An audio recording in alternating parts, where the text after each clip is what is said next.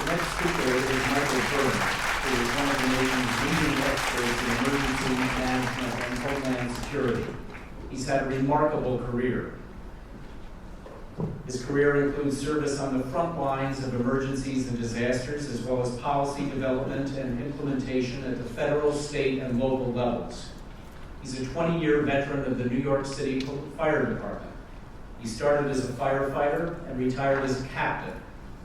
He's led response and recovery efforts at several major events, including 9/11, Hurricanes Sandy, Harvey, and Maria, the Haiti earthquake, as well as on a number of other national level events.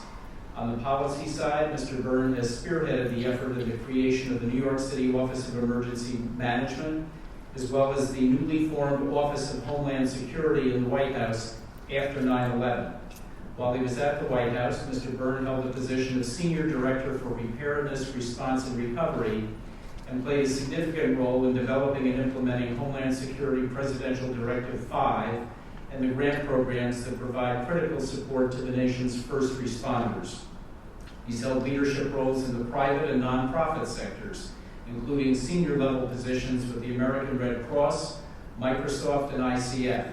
He currently serves as a specialist executive with Deloitte, where he continues his lifelong commitment to ensuring that the nation is better equipped to prepare for, respond to, and recover from the consequences of disaster events. Would you please welcome Michael Byrne?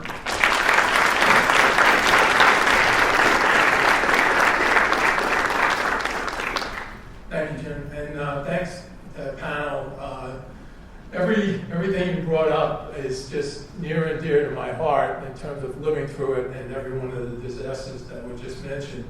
I will tell you, there is nothing more demoralizing to the teams that go out, like when I lead the FEMA teams in the field, to run into these issues and not be able to help. To have a piece of paper stop assistance is probably something that I had the biggest challenges of, just keeping with the morale of my team focused so that they'd be able to get beyond it. So thank you. I want to just start by saying thank you all for what you do, and for the report that you got out. I really hope that we're able to learn a lot from it. I do want to take a few minutes I have to talk about preparedness. And I think it's become clear from the legal side a lot of the things that are certainly possible. But every one of us gets the preparedness message at a different point in time in our life. I believe sometimes something has to happen that turns your mind to think about, wow, this is real. And certainly people in the South know it better than most will, as you know. But I want to share my personal story when preparedness struck a chord for me. It actually goes way back to the beginning of my career, 1979. I was a brand new firefighter in New York City. And unfortunately, I went to what ended up being one of many fatal fires.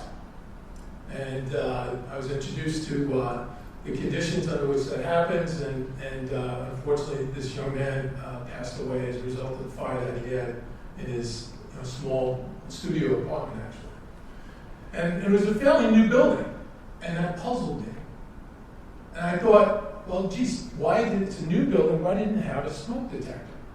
They're very popular even then. And then when I mentioned that to one of my colleagues, one of the more senior firefighters, and he said, well, he did have a smoke detector. And he takes me over, and the smoke cleared in the room, and we could start to see the walls and everything. And he showed me a blob of plastic that was on the wall that had melted to the wall. And geez, why didn't that go off? And then he showed me a shelf next to the smoke detector, and what was sitting on the shelf with the battery. I will never forget that. And granted, it's not a FEMA form, but it is certainly something that gave me the message that you got to be prepared, and you got to use your preparedness and rely on your preparedness. Simple messages, to people, I think are the real key. In the fire service, we came up with stop, drop, and roll. How many people have heard of that, right? Everybody knows that one. And the same thing now when it comes to disaster preparedness, it's have a kit, and who better to help people figure out what papers need to be in that kit than you all, okay?